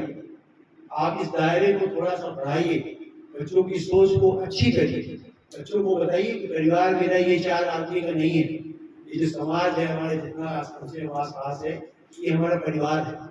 बच्चों का सोचने का ढंग बढ़ेगा, तालमेल बढ़ेगा, लोगों से उनकी आत्मीयता बढ़ेगी। ये चाचा है, वो ताऊ है, वो बुआ है, वो फलाने हैं। अब तो बच्चों को अगर यही हालत रहेगी तो इन बच्चों को ये रिश्ते पता ही नहीं चलेंगे कि मामा कौन होता है, मामी कौन होती है, मौसा मौसी, बुआ कौन होता है। एक बच्चा और 2 मामा। हमारा भी दोस्त है। हम अपनी बच्ची हमारी बड़ी होती है, उसको पकाना शुरू करते हैं, अपनी बच्ची की शादी करेंगे, राजकुमार होगा, जाएगी, आराम से रहेगी। उसके माँ बाप का तो उसमें कहीं मेंशन ही नहीं आता, उसके माँ बाप भी होंगे। और जो बच्ची की शादी भी पूछते हैं लोग, आज तक पूछते हैं परिवार में कितने लोग हैं। अगर कहीं कह दिया 2 भाई 2 बहन है तो वो तुरंत भाग जाते हैं। अरे ये क्या सोच है? हमारी सोच ये होगी और हम बात करेंगे कि हमारा परिवार अच्छा होगा, हमारा समाज अच्छा हो, नहीं होगा। पहले हमें अपनी ही सोच सुधारनी पड़ेगी, हमें ही लोगों के बारे में अच्छा सोचना पड़ेगा। अच्छे और सिर्फ बच्चों को बताने से बच्चे नहीं सीखेंगे। जब तक आपके श्रेष्ठ कर्म नहीं दिखाई पड़ेंगे तब तक आप सोचिए कि हम अपने बच्चों को कहानी बता दें और उनको आदेशित कर दें कि तुमको ये कल करना है, असर नहीं आएगा, करते ही नहीं आएगा। बच्चा बचपन से जो देखता रहेगा वही उसके मन पे छाप छोड़ेगा। अगर आप अपने माँ बाप की सेवा करते हैं तो बच्चे को भी लगेगा कि हाँ माँ बाप की सेवा करनी चाहिए। अगर आप अपने माँ बाप को वृद्धाश्रम में छोड़ के आते हैं तो ये कभी मत सोचिएगा कि आपको जरूरत पड़ेगी तो आपके बच्चे होंगे, और तब हम रोते हैं कि आजकल बच्चे संस्कारी नहीं है। अरे आपने इतने संस्कार उनको दिया ही क्या? हमारे जितने भी पुराने पुराण में है, मर्यादा पुरुषोत्तम राम है, आप उनकी कहानियां इतनी सारी हैं, पढ़ डालिए। आप उनकी जो शिक्षा है वो तो देखिए। मर्यादा पुरुषोत्तम ने सबरी के झूठे बेर खाए थे। आज कौन है जो किसी के झूठा बेर खाने को तैयार होगा? वो भावना थी। एक मर्यादा पुरुषोत्तम होकर उन्होंने सबरी के बेर खाए। उनकी राज टिकट में वो भरत ने पूछा था कि भैया आपका कोई अतिथि है जिसको आमंत्रित करना है? तो उन्होंने कहा मेरा एक ही अतिथि है भरत, वो है निषाद राज, जिन्होंने मुझे गतरणी पार कराया था। वो सोच देखिए, वो भावना देखिए, तब वो मर्यादा पुरुषोत्तम बने थे, ऐसे नहीं बने थे। आप कृष्ण जी को देख लीजिए, कृष्ण ने क्या पाया जिंदगी में? सब छूट गया। वृंदावन छूटा, गोकुल छूटा, मथुरा छूटा, माँ बाप छूटे, राधा नहीं मिली। पर क्या था? कर्म उनका मेन था कि हम कर्म को नहीं छोड़ेंगे, बिना कर्म के कुछ नहीं मिलता, और अधर्म के साथ नहीं जाएंगे, धर्म के साथ नहीं। आज कृष्ण को दुनिया में सबसे ज्यादा लोग पूछते थे। क्यों पूछते थे? अच्छे कर्म के लिए, अच्छे ये उसके लिए जो काम रहा। और हम बिना करे सोचेंगे कि कोई हमें पूछेगा, तो कोई नहीं पूछेगा। आज क्या है? धर्म को लोगों ने, समाज को विघटित करने के लिए धर्म को राजनीति के साथ जोड़ दिया। धर्म और राजनीति का कोई मेल नहीं हो सकता। धर्म देने के लिए है, राजनीति सिर्फ लेने के लिए। वो आपसे अपने स्वार्थ के लिए आपको खाली बहका के, रुठला के आपसे फायदा लेंगे, उनको सत्ता चाहिए। बहुत कम राजनीतिक ऐसे हैं जो समाज के लिए जान देने को तैयार। आप उनसे, आप अपने को अलग रखिए, आप राजनीति को अलग रखिए, धर्म को अलग रखिए, अपनी सोच को ठीक रखिए। आप सोचिए, आप पढ़े लिखे कि धर्म क्या है, राजनीति क्या है, धर्म में हमारे कर्तव्य क्या है, उनको अलग करके आप राजनीति क्या है उसको देखते रहे, उसमें जो होता है चलिए, लेकिन दोनों को मिला ही नहीं। ये बहुत मूल बात कही गई है, जहाँ राजनीति में धर्म मिला दिया जाता है वहां सत्यानाशी होता है। दुनिया के जितने भी मुस्लिम कंट्री हैं जो राजनीति के सहारे, जो सिर्फ धर्म के सहारे चले हैं, कोई आगे नहीं बढ़ पाते हैं, रोज ही उनके यहाँ बहुत मुसीबत होती है। इसलिए देश तो जो भी है हमारे आपके हाथ में नहीं है, बट अपने परिवार को बनाने के लिए, अपने समाज के लिए कुछ करिए, तो अच्छी बात है। अच्छा सोचिए, अच्छा योगदान दीजिए, अपने बच्चों को अच्छी शिक्षा दीजिए और अपने कर्मों से अपने बच्चों को दिखाइए कि क्या अच्छा होगा। आप करते रहेंगे, बच्चे देखते रहेंगे, सीखते रहेंगे और वो अच्छे रास्ते पे चलेंगे। बस इन्हीं शब्दों के साथ शुक्ला साहब को बहुत बहुत धन्यवाद। सभी लोग बुलाए हैं, आप लोगों का बहुत धन्यवाद। हम अपने नौजवान बच्चों से जरूर उम्मीद करेंगे कि हमारे बच्चे अच्छी चीज सीखेंगे और बहुत अच्छे बनेंगे, क्योंकि यही देश के हमारे लोग हैं।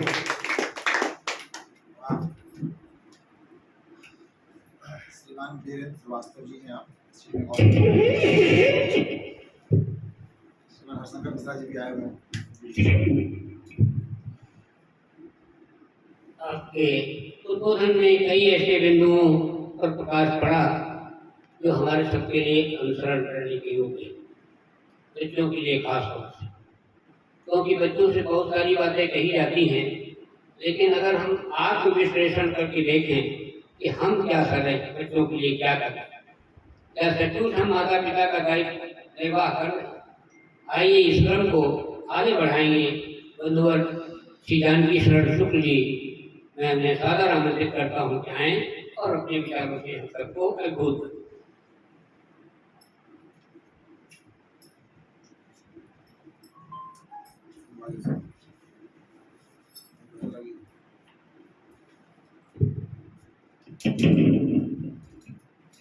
धन्यवाद संचालक महोदय।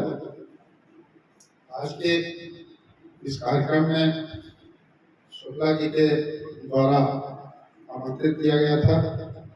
कुछ विसंगतियों बस थोड़ा सा आपको देर जरूर हो गई, क्षमा चाहता हूँ। आदरणीय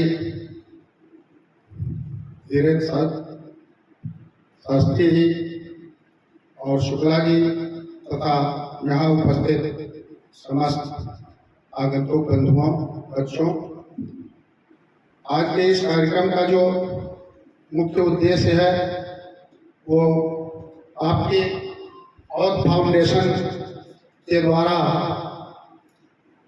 अच्छे कार्यों को करके समाज में एक अच्छी ख्याति डालने के लिए है। और जैसा कि अभी हमारे पूर्व वक्ता श्रीवास्तव जी ने कहा कि समाज को अच्छा बनाने के लिए खुद को अच्छा बनना पड़ेगा। बहुत ही अनुकरणीय बात कहा श्रीवास्तव जी ने कि यदि समाज में खाली हम अपने द्वारा उनको बता करके ये कहें कि वो हमारा अनुकरण करेंगे, तो हमें नहीं लगता कि अनुकरण करेंगे। जैसा श्रीवास्तव जी ने कहा, और एक संत ने भी ये कहा था, कोई पहुंचा उनके पास अपने बच्चे को लेके, कहा कि ये झूठ बहुत बोलता है और मीठा बहुत खाता है। तो संत महोदय ने ये कहा कि एक हफ्ते बाद आना, क्योंकि वो भी मीठा बहुत खाते थे। तो जब उन्होंने मीठा खाना छोड़ दिया तब बच्चे से कहा कि मीठा मत खाना। तो जो समाज के लिए अभी श्रीवास्तव जी ने कहा, ये बिल्कुल सत्य है कि अपने को अच्छा बन करके ही समाज को सुधारना है। समाज में एक विसंगति जरूर व्याप्त हो रही है, मैं इस पर काफी सोचता भी हूँ और लोगों से मौका मिलने पे कहता भी हूँ कि समाज को हम सब लोग मिल करके दूषित कर रहे हैं। उसका कारण ये है कि जब हम लोग एक तो संयुक्त परिवार को सब लोग छोड़ चुके हैं। अभी जैसा आपने कहा है कि सब का परिवार एकाकी हो गया है, क्योंकि उसके लिए कुछ मजबूरियां भी हैं कि सबको एकाकी परिवार में जीवन बिताना पड़ता है। लेकिन जो हम लोग अपने बच्चों को शिक्षा दे रहे हैं वो बहुत ही खराब चल रहा है। खराब ये चल रहा है कि जैसे ही बच्चे को स्कूल में नाम लिखाते हैं उसी समय से बच्चे के ऊपर ये थोपना शुरू कर देते हैं कि आपको क्लास में अव्वल आना है। अब अगर बच्चे ने 95% अंक प्राप्त किया तो गार्जियन उसको कहते हैं कि नहीं, आपके बगल वाला जो लड़का था वो 99% पाया है, आपका 95 तो अच्छा नहीं है। अब उसको 99 लाने के लिए, पढ़ने के लिए उसको समाज से तोड़ दिया जाता है। ना उसको खेलने का समय दिया जाता है, ना उसको अपने हित नात रिश्तेदार अपने दोस्तों से किसी से मिलने पर भी प्रतिबंध हो जाता है कि नहीं, अगर तुम इतने टाइम पढ़ोगे नहीं तो क्लास में कमजोर हो जाओगे। बेचारा पढ़ता पढ़ता वो अपने को टॉप बनाने के लिए, टॉप आते आते वो इंटरमीडिएट पढ़ते पढ़ते टॉप तो करता है, लेकिन सारे समाज और रिलेशंस को वो भूल चुका होता है। तो जब वो इंटर टॉप करके पढ़ लेता है, फिर उसको आगे अपने कैरियर बढ़ाने के लिए कोई न कोई सोच बढ़ानी होती है। जब वो कैरियर बेस्ड शिक्षा ग्रहण करता है तो उसमें भी उसको वही शिक्षा जो आज तक मिली वही करना है, तो उसमें भी वो सोचता है कि हम नंबर 1 पर ही रहें। जब वो नंबर 1 हो करके मल्टीनेशनल कंपनियों में नौकरी के लिए पहुंच जाता है तो उसका पैकेज तो बहुत बढ़िया हो जाता है, लेकिन जो मल्टीनेशनल कंपनी के दायित्व होते हैं वो बताते हैं कि जैसे आपका 400 करोड़ का टर्नओवर है उस कंपनी का जिसमें बच्चे ने अपना नौकरी ज्वाइन किया, तो उसको टारगेट दिया जाता है कि अब आपका 1000 करोड़ का बिजनेस करोगे तभी आप ज्वाइंट एमडी और एमडी रह पाओगे, जीएम रह पाओगे, नहीं तो आपको डिमोट कर दिया जाएगा। तो वो ये सोचता है कि हमारे साथ वाला व्यक्ति जो है अगर वो ज्यादा मेहनत कर लिया तो वो हमसे आगे निकल जाएगा, फिर वहां भी वो कैरियर बेस ही परिश्रम में लगा रहता है। उसके बाद जब उसके परिवार से कोई संदेश आता है कि आपको घर आना है तो वो सोचता अगर हम घर चले गए 10 दिन की छुट्टी तो हमारा कैरियर बेस प्रभावित हो जाएगा। तो इसलिए वो सोचता है कि हम घर पर कोई काम है तो पैसा जरूर भेज दें लेकिन हमारा समय न मिले। तो बंधुओं, हम सब लोग इसके दोषी हैं, हम ज्यादा इसके बारे में नहीं कहेंगे, लेकिन इतना जरूर है कि हम लोगों ने बच्चों को अग्रणी बनाने के प्रयास में अपना सारा संस्कार भुला दिया और उनको इस तरीके का एकाकी परिवार दे दिया कि वो जीवन भर अपने उसी संघर्ष में रह जाता है। तो इसके लिए हम सब लोग अपनी गलतियों का हम तो यही मानते हैं कि सुधार करें, क्योंकि आजकल जितने लोग हैं वो कहते हैं हमारा बच्चा विदेश है, अमेरिका में है, लंदन में है, कहीं भी है, और वो वही कैरियर अपना बनाने में लगा हुआ है। तो इसके लिए मैं व्यक्तिगत, जैसा कि अभी कहा भी गया है कि मैं अपना विचार जरूर दे रहा हूँ कि हम सब लोगों को इस बिंदु पे सोचना है कि उसको धार्मिकता से ओतप्रोत होते हुए सारी अपनी मूल मान्यताओं को सिखाते हुए अगर हम लोग उसको संस्कारवान बनाते हैं तो बच्चा संस्कारवान होगा और उसका लाभ हमारे समाज को मिलेगा। जैसा अभी एक बात और मेरे दिमाग में अभी आई, राजनीति और धर्म की बात जैसा कहा गया कि राजनीति में अगर धर्म आएगा तो निश्चित ही वो घातक होगा। जैसा कि इस समय सनातन धर्म को ही ले लीजिए, उसके प्रति सब अपने मत को लुभाने के लिए सारे राजनीतिक अपना कार्य कर रहे हैं। हम लोगों को अगर अपने बुद्धि विवेक से काम ना लेते और नहीं लेंगे तो उसको खतरे में डालने के सारे प्रयास लोग कर रहे हैं। तो इसलिए हम सब लोगों को जागरूक होते हुए, समाज में अच्छे कार्य करते हुए, अच्छे संस्कार देते हुए अपने बच्चों को आगे बढ़ाने का प्रयास करें। हम तो यही कहेंगे कि जैसा शुक्ला जी ने आज का ये कार्यक्रम रखा है फाउंडेशन के द्वारा, जैसा की बात हुई थी उसके तहत अच्छे कार्य करते हुए तमाम उत्तरोत्तर श्रम के कार्य करने के प्रवृत्ति पर चर्चा हुई है। उसको हम सब लोग, जो हम लोगों का सहयोग हो उसको करके, हम लोग प्रयास करके उसको अमली जामा पहनाने में जो सहयोग हो सकेगा वो जरूर करेंगे, क्योंकि आपकी जो सोच है वो बहुत उच्च कोटि की है। ज्यादा हम समय न लेते हुए इतना जरूर कहूंगा कि समाज को सुधारने में हम सभी लोग अगर विवेकपूर्ण तरीके से अपनी भावनाओं को उसमें संजो के पूरे समाज में लगाएंगे तो निश्चित ही समाज का उत्थान होगा और हम सब लोग उत्तरोत्तर आगे बढ़ेंगे। इन्हीं शब्दों के साथ मैं अपनी वाणी को विराम देते हुए सभी लोगों का धन्यवाद देता हूं और अपनी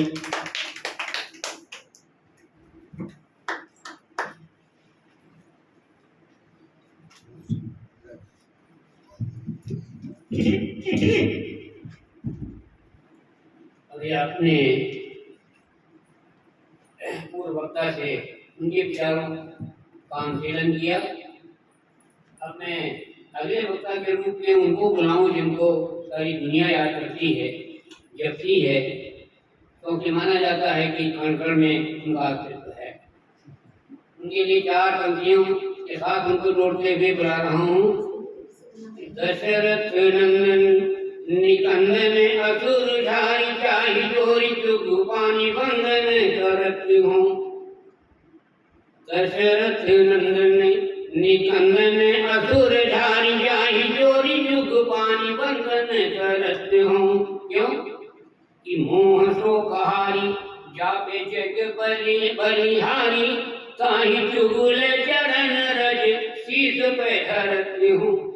और कैसा कल्याणक नाम है जिनको मैं भी बुलाने वाला हूँ कि साकाहत सुख और साकाहत तमुनास, साकाहत सुख और साकाहत तमुनास, ऐसे श्रीनाथ को सनाथ होए भरत हूँ।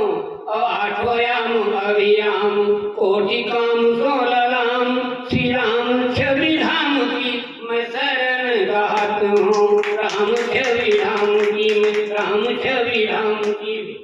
तो ऐसे श्री राम दयाल शुक्ल जी को मैं आमंत्रित करूं कि वो आए, अगर मौजूद हैं। मुझे शुक्ल जी के माध्यम से शुरू में प्रारंभ में बताया गया था कि वो हैं। मैं उन्हें सादर आमंत्रित करता हूं कि आए और अपने उद्गारों से हम सबको अनुप्राणित करें।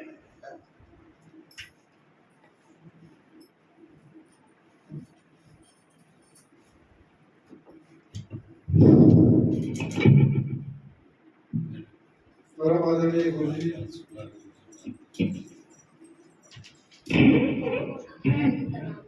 और सभी सम्मानित आगंतुकों का सादर आभार। ये आज का विषय जो भाई साहब ने रखा है, मैं उनका छोटा भाई हूं। मैं एक ऐसे विभाग में था कि जिसने समाज को बहुत करीब से, बड़ी गहराई से देखा है। मैं पुलिस इंस्पेक्टर था, रिटायर हो गया। 36 वर्ष मैंने, अगर आपके परिवार में कोई पुलिस में होगा तो हमारे ख्याल से वो समाज को बड़े करीब से देखता है, बहुत अंदर घुस के देखता है। आपने जो सब्जेक्ट रखा हुआ है ये अपने आप में बहुत व्यापक है, इसको हम शब्दों में पिरो नहीं सकते। पारिवारिक संबंध ये तब से शुरू होते हैं जब से हमारा कबीला फॉर्मेशन था। हम कबीले के रूप में रहते थे। एक कबीला दूसरे कबीले से लड़ाई करता था, कौन कबीला जीता, कौन किस एरिया में रहेगा। उस समय हमारा कबीला का नियम लागू था। वो नियम कबीला पर्टिकुलर फॉर दैट कबीला वो नियम था। हम कबीले के इंचार्ज हैं, हम कबीले के सबसे सशक्त आदमी हैं। जो हमने नियम बना रखा है अपने कबीले के लिए बना रखा है, अगला जो कबीला उस इलाके के जंगल में रह रहा है उस पर ये चीज मान्य नहीं है। ये हमारे कबीले के लिए पारिवारिक नियम था, एक फैमिलियल नियम था। धीरे धीरे जब कबीलों में लड़ाई होती गई तो कुछ लोगों ने इसको 2 कबीलों को मिला दिया, कुछ ने 3 को मिलाया तो थोड़ा सा बड़ा बन गया। अब ये सोसाइटी फॉर्मेशन में आ रहा है कबीला। हमारा जीवन अब कबीला से समाज बनने जा रहा है। अब धीरे धीरे जब समाज एक बन गया तो उस समाज में सामाजिक नियम लागू हुआ। जो कबीला था, कबीले के नियम थे, उनका कुछ व्यापक रूप लिया गया और सामाजिक नियम बनाए गए। वो समाज के लिए वो नियम लागू था, जिसमें ये कहा गया उन बुजुर्गों ने, उन जो हाकिम हुक्काम थे उस समय, जो अगुआ थे, कि ये पीपल का पेड़ है, इसको काटना वर्जित है बेटा, बहुत पाप होगा। उस समय दंडनीय अपराध नहीं था, पाप शब्द था। देखो बेटा, ये गाय है, ये माता स्वरूप है, इसको मारना नहीं तो 3 महीना नदी के किनारे रहना पड़ेगा, समाज से अलग कर दिए जाओगे। ये बरगद का पेड़ है, ये पूजनीय है, ये नीम है, इस पर देवी माँ रहती है, इसको काटना मत। अब देखिए, सामाजिक नियम तब बनाए गए ताकि पेड़ की रक्षा हो सके, उनको पाप का हौस दिखा के, पाप का डर दिखा के। उस समय कोई एक्ट नहीं बना था। अब धीरे धीरे समाज में और परिवर्तन हुआ। अब समाज, वो समाज से स्टेट बन गया। जब स्टेट बन गया तब स्टेट लॉज उसमें घुस गए, फॉरेस्ट एक्ट आ गया, उसमें स्लाटर एक्ट आ गया कि आप गाय मारोगे तो ये एक्ट से आपको प्रतिबंधित किया जाता है, आप हरा पेड़ काटोगे तो उस पर ये फॉरेस्ट एक्ट लगेगा। जब वही सोसाइटी, वही समाज स्टेट बना, तब यहाँ पर नियम की आवश्यकता पड़ गई लोगों को प्रतिबंध करने की। अब जब स्टेट बना तो 1950 में संविधान लागू हो गया। उसमें तमाम बच्चों के लिए अधिकार दिए गए। ये छोटे बच्चे जो बैठे हैं, इनको अपने अधिकार नहीं पता। 1746 में, बड़े भैया एक मिनट भाई साहब, एक मैं छोटा सा एक यहीं से प्रसंग उठा था, आपको हम एक छोटी सी बात बताते। 1746 ये इंग्लैंड की बात है। वहां पर एक क्रिपिल लड़का था जिसके दोनों पैर, गुरुजी, वो सही सलामत नहीं थे। तो लोग उससे कहते लगे कि अरे हम तो ठीक ठाक हैं और तुम्हारे ऐसे कैसे पैर हो गए, तुम तो लंगड़े हो, तुम तो क्रिपिल हो। तो उसने कहा कि आखिर मैं क्रिपिल हुआ क्यों, मेरी तो माँ अच्छी है, मेरे पिताजी अच्छे हैं, तो मैं कैसे ऐसा पैदा हो गया। तो कहीं से लोगों से पता लगाते लगाते उसने पता लगाया कि अच्छा, जब मैं गर्भ में था तो मेरी माँ बहुत तेज दौड़ी थी ट्रेन पर चढ़ने के लिए, और उसी में वो गिरी थी, इसी कारण मैं क्रिपिल पैदा हुआ। ऐसा लोगों ने उसके दिमाग में भर दिया। ये आपको हिस्ट्री बता रहे हैं, थोड़ा सा लोग हो सकता है कि इससे बोरियत महसूस करें, लेकिन ये प्रश्न उठा यहाँ। तो लोगों ने क्या किया कि उस समय के जो वहां के वकील साहब, जो बैरिस्टर थे, उन लोगों ने कहा कि अपनी माँ के ऊपर तुम 4 करोड़ का हर्जाना ठोक दो।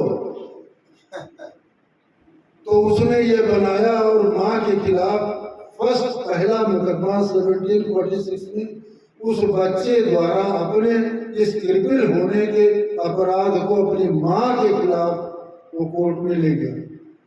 इसके पहले कोई मामला कोर्ट में आया नहीं था। कोर्ट ने देखा तो कहा कि ये तो बड़ा चक्कर हुआ, अब इसमें किया जाए।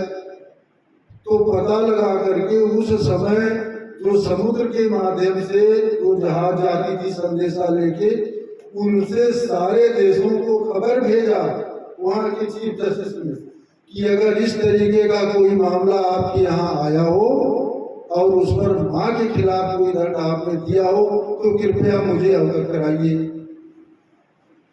जब माँ को पता चला कि इस तरीके से इसने किया है तो माँ ने भी वकीलों से संपर्क किया और उसने कहा कि कोई बात नहीं, तुम इस पर 80 करोड़ डॉलर का करो, क्योंकि 9 महीने ये जो पेट में था इसने इतना लात हमको मारा है कि मैं सो नहीं पाई 9 महीने, इसका इतना हर्जा खर्चा ये 2 प्रकरण इतने इंपॉर्टेंट हुए कि पूरा विश्व परेशान हो गया कि भाई इंग्लैंड का साम्राज्य इतनी दूर तक है और सबसे वो ओपिनियन अपनी मांग रहा है कि किसी के यहाँ ऐसा प्रकरण हो तो हम हमको जल्दी बताइए, हमको फैसला देना है।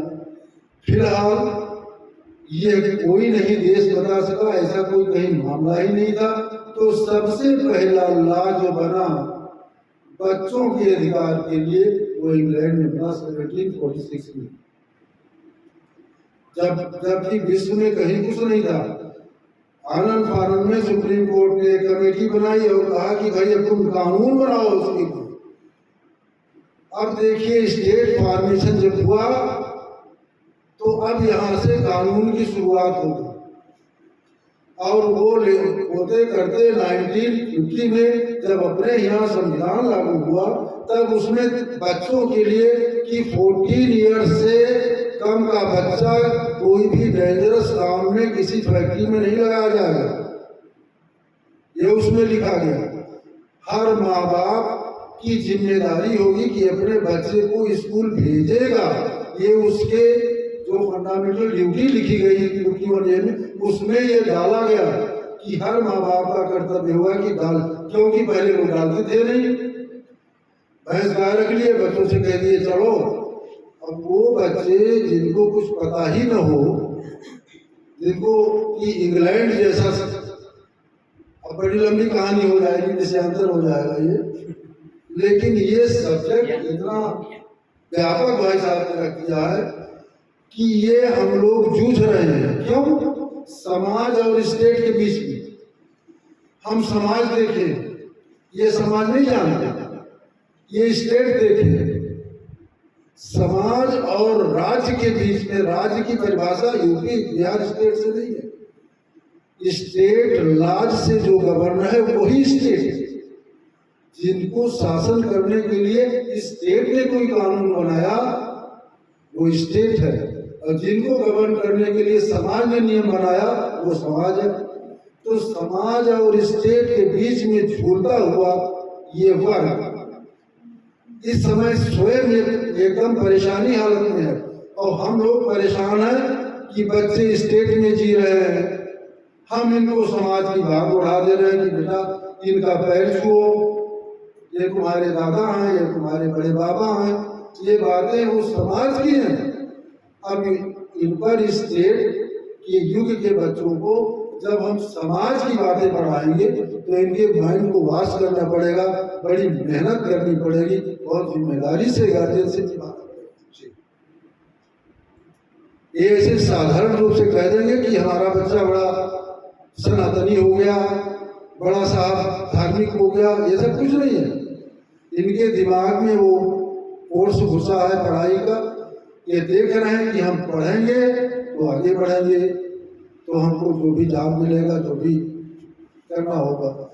तो समाज और स्टेट के बीच में झूलते हुए ये हम लोग, ना हम सामाजिक रह गए और न स्टेट के बारे में ज़्यादा जान पाए, ना अपने परिवार को सुधार पाए। इसी बीच में दूरियां बढ़ गई माँ बाप से, माँ बाप रह गए कहीं अलग, हमारी आवश्यकताएं हमको खींच ले गई कहीं अलग, बच्चों की आवश्यकताएं विदेश पहुंचा दी, हमको तो लखनऊ तक ले आई। अब वो दादा बाबा रह गए गांव में,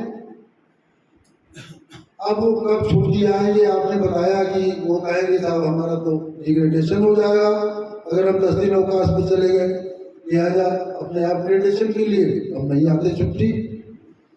तो यही संघर्ष है साहब जो आप कह गए, आपकी बात हमको बहुत अच्छी लगी, लेकिन ये संघर्ष है हमारा इस समय। जैसे गंगा जी चली या कोई नदी की धारा निकली पहाड़ से, कितना शुद्ध होता है पानी उस समय, कोई आवाज नहीं निकलता है वहां से, लेकिन जब उसमें पत्थर के टुकड़े फंसते जाते हैं तो उसमें आवाज होती जाती है। वही शीतल पानी जो कि वहां से बहुत आसानी से निकलता है, यहाँ प्लेस पे आते आते उसमें तमाम कोलाहल होता है, आप बंधे खड़े हो जाइए, दूसरे की बात नहीं सुन पाएंगे। वही हम लोगों का है इस समय समाज स्टेट के बीच का जो अंतर्द्वंद मचा हुआ है, ये एक दूसरे की बात कभी सुनाई नहीं दे रही। सनातन सनातन रटते जाइए, क्या सनातन प्रचार अक्षर है, ये बच्चों को क्या मालूम? ये उस युग में नहीं है, इनको सिखाने में हमको खुद नहीं पता। सनातन सुनता हूँ तमाम और नेता लोग अखबार पेपर जो भी कुछ है, तो ये विषय आपका भाई साहब आपने बहुत चुना है। ये उसी तरीके से हमको हमारे समझ में आ रहा है कि वैसे ही है जैसे कि मेरठ में एक गोली चली यूनिट में, और वो गोली चलने से इतना हुआ कि इतना बड़ा देश एक दिन आजाद हुआ। एक गोली एक सिपाही ने चलाया, वो गोली चली और उसका नतीजा हुआ कि झांसी और अवध दुनिया भर के सब जितने थे उसमें लड़ाई लड़ी गई और फिर होते करते आके इस रूप में हुआ। ये वही गोली है हमको लग रहा है। इसमें आज जो आपने शुरुआत किया है ये इतना बढ़िया टॉपिक है और इतना इसका व्यापक रूप है कि कभी अभी तो छोटे रूप में कभी और करिएगा तब इसके बारे में और चर्चा होगी। बहुत हो गया, कोई गलती हुई हो तो क्षमा कीजिएगा। धन्यवाद।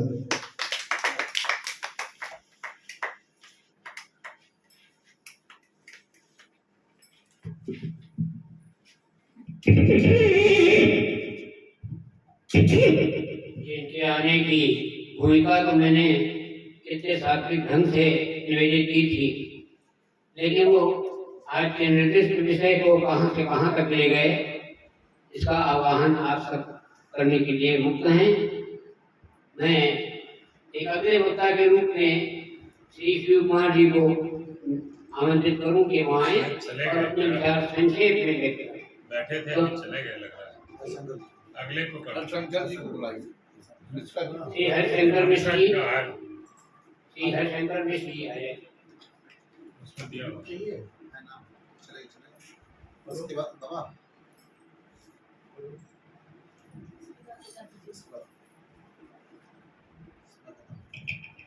परमादरणीय श्री गुरु जी, सादर प्रणाम।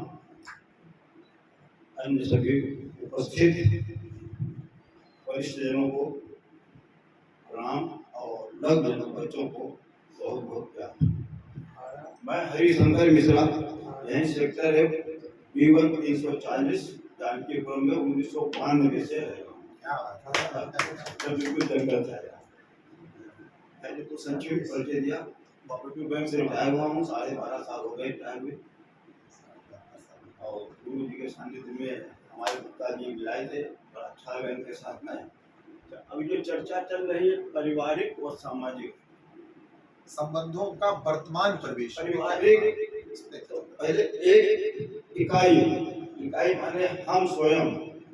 जब हम सुधरेंगे तो युग सुधरेगा।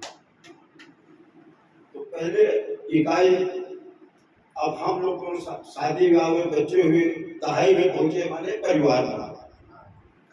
ऐसे जब सैकड़ में पहुंचे 100 परिवार हुए तो समाज बना।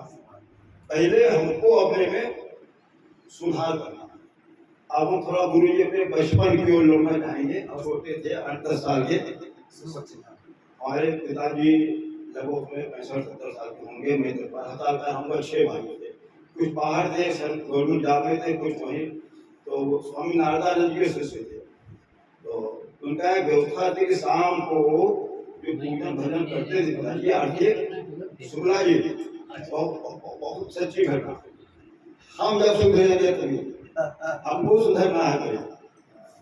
तो वो करते थे तो उसमें पूरा परिवार इकट्ठा होता था, एक संस्कार मिलता था। और उसके बाद फिर अपने धीरे धीरे सब अपने काम में लग जाते थे। आधा घंटा जो बैठ के सब एक दूसरे का हालचाल लेते थे।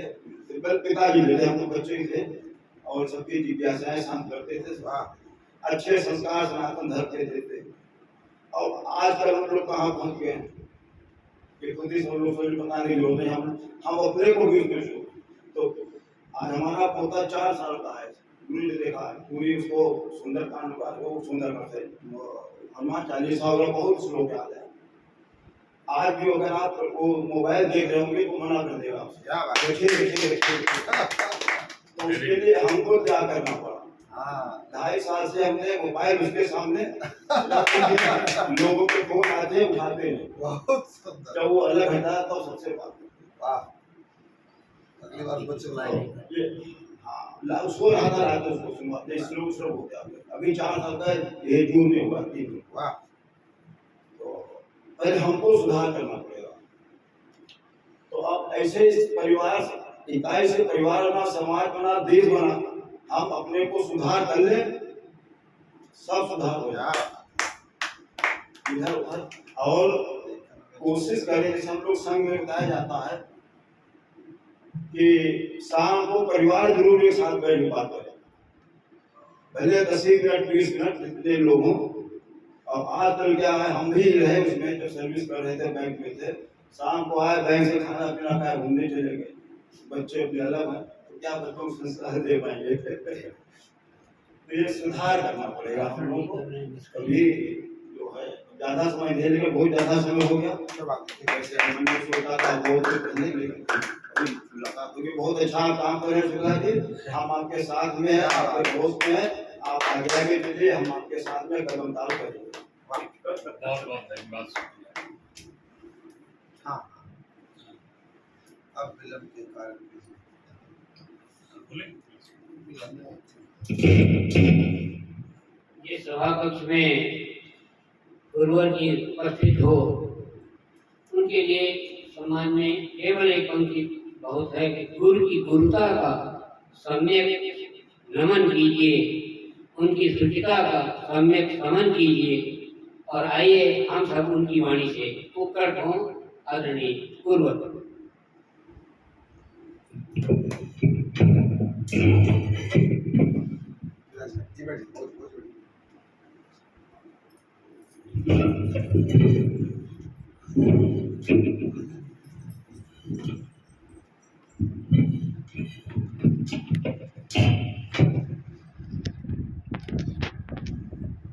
दो मिनट के लिए